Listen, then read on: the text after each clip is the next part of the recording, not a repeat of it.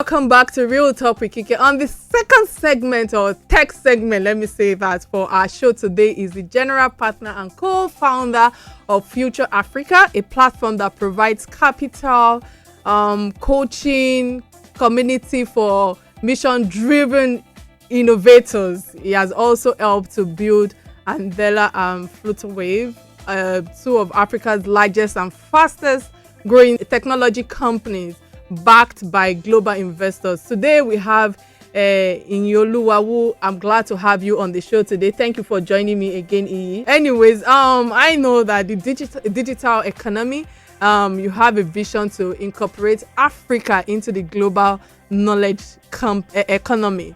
And how far has the journey gone? And if I may ask, can we really stand toe to toe with the likes of Silicon Valley that are a century miles away from Nigeria? What's your opinion regarding the digital economy? Sure. I mean, one thing for people to understand is really that the digital economy is not some abstract thing that was created abroad and then they just came and installed it here. What it really refers to is just countries quickly figuring out, as we have over several years in actual fact, that the same things that are possible to do in person and the same talent, the same services, the same skills are now possible over this technology we call the internet.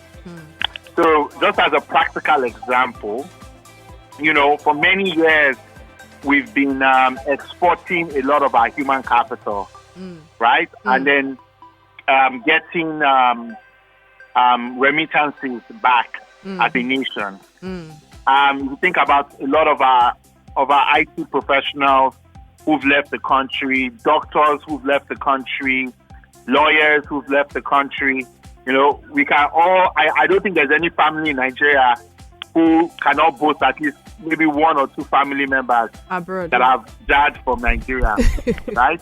Yes, absolutely. And what the digital economy really refers to is that it's possible for all of us to be able to have those family members close to us here in Nigeria, right? Yeah. While still contributing all over the world, but they are earning money they can spend here in Nigeria. And, we started this journey. Many people thought it was impossible. Many people thought the only way to earn money from abroad was to do Yahoo. But we started this journey in 2014 when I helped found a company called Andela. I was one of the co-founders of that company. And what we did was we took talented young Nigerians, we put them through a rigorous training program. And from Nigeria in Lagos, they were working for companies all over the world. And then we scaled that model to multiple other African countries. And these are all young people, in many cases, a few years out of school, some with a lot more experience. And they are earning very good salaries from Nigeria. All right. All that thoughts. Yeah. We'll go on a quick break and return after our 1 minute headline news. But first, a word from our sponsor. Do not touch the dial. This is Real Talk with Kike. So, we have Iyi, right? All right. Thank you. So earlier when you were talking about, most families that have one or two of the members abroad, I think we should just go straight to the business of the day. Many countries in the world, like Australia, Israel, UAE, are massively using tech to decimate COVID-19 pandemic effects in their countries. So how can we achieve this in Nigeria? Do you think that we can actually use technology to be able to face these health challenges that we're facing globally at the moment? These things are happening in Nigeria. There are Nigerians, young Nigerians that are innovating and providing solutions. The other day, I saw a solution from a group called Nemo, which is a hub in Warri.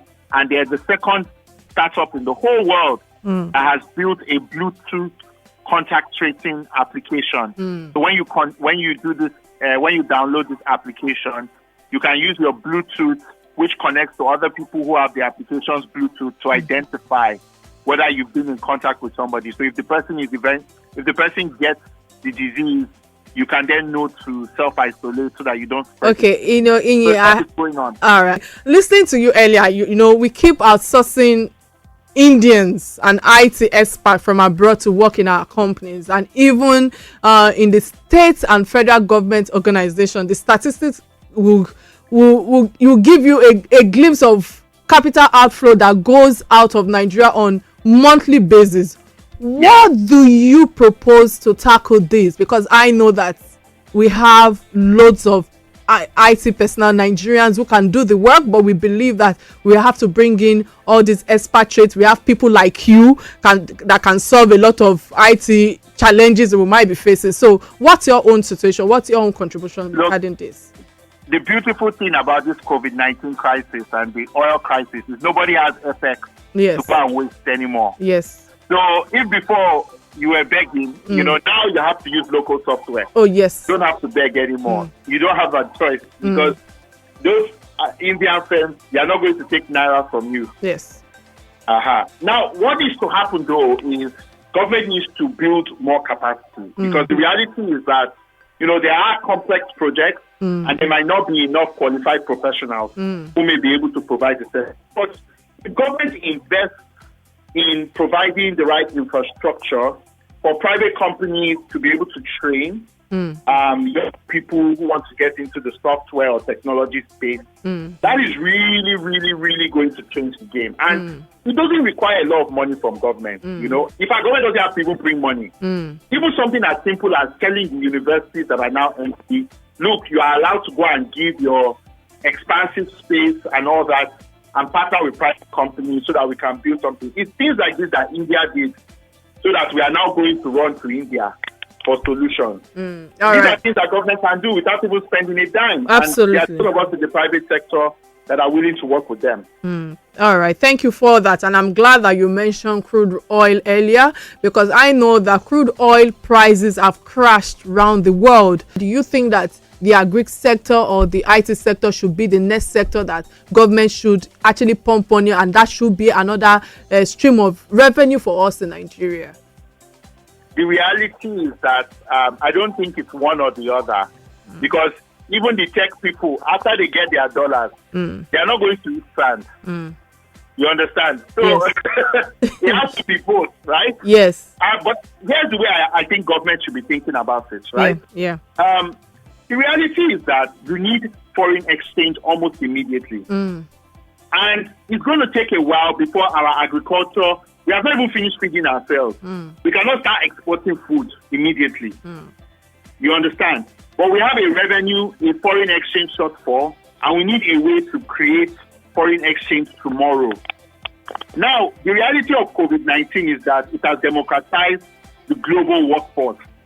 People can work from anywhere in the world, and there are so many job opportunities in the online space. So if government wants to invest money smartly, it needs to work with industry practitioners with experience in these spaces to figure out how they can quickly scale digital services from Nigeria. How can we create platforms for young people to be able to work from Nigeria and earn income all over the world? By the way, this is happening already. Yes. It's not as if it's something that is not happening. Government just isn't aware of it, and they have not done the work to actually optimize yet. Yes. But so once that happens, then those people are going to earn money. They will go and buy food. Do you understand what I'm saying? Yes. Which will now bring up the agricultural sector. You understand? And things like primary processing will happen naturally due to the influence of technology, optimizing yield, all that stuff. But the reality is that developers are not going to eat sand. But Inyi, do you think that buy food? Yes. I agree with you, but you know that the blockchain is the new giant of the last decade in the IT world. Do you think, or have we started leveraging on that in Nigeria, and how can we incorporate this into our system? I mean, there's some efforts that are going on that people are aware about, people like me that are deeply watching the space. Yes. There's a bill currently in the House of Representatives that we have been contributing to, known as the Electronic Transactions Bill.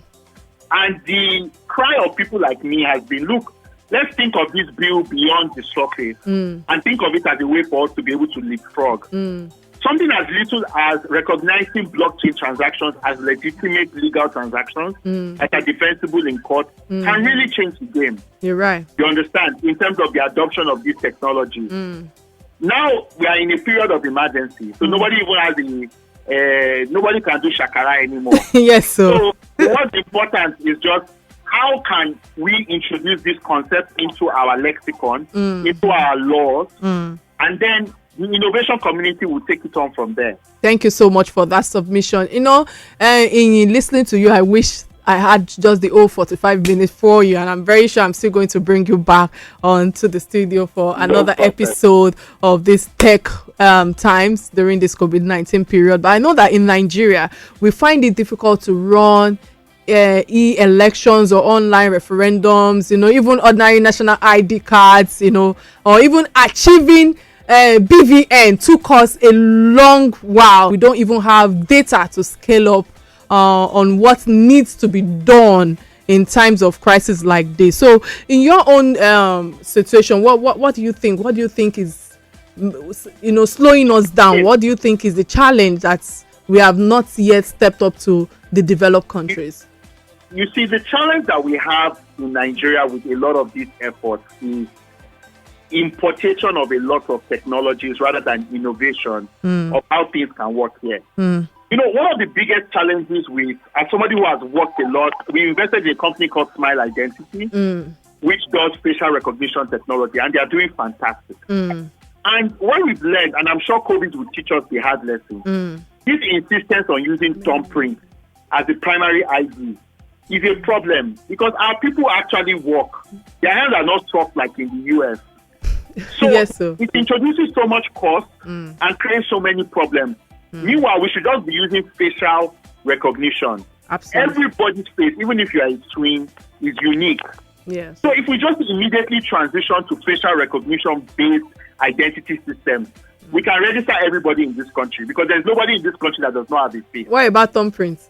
The problem with thumbprint is that thumbprint is not always even all the time. It's not as unique as people think. And also, people's thumbprint, it fades away when they walk. Yeah, okay. Your thumbprint, your hand is callous. You understand what I'm saying? So sometimes you might not even have a thumbprint, but everybody has a face. Yeah, you're right. Thank you so much also for the submission. We have loads of messages. Some of the messages I received, you've answered some of their questions, but there's another question from one of our ardent listeners. They said, "Hi Kike, well done, great job. Thanks for coming on the show. You mentioned a number of local tech product initiative. What is the attitude of government adopting these techs?" That's for you, Iyin. And this might be my last question to you.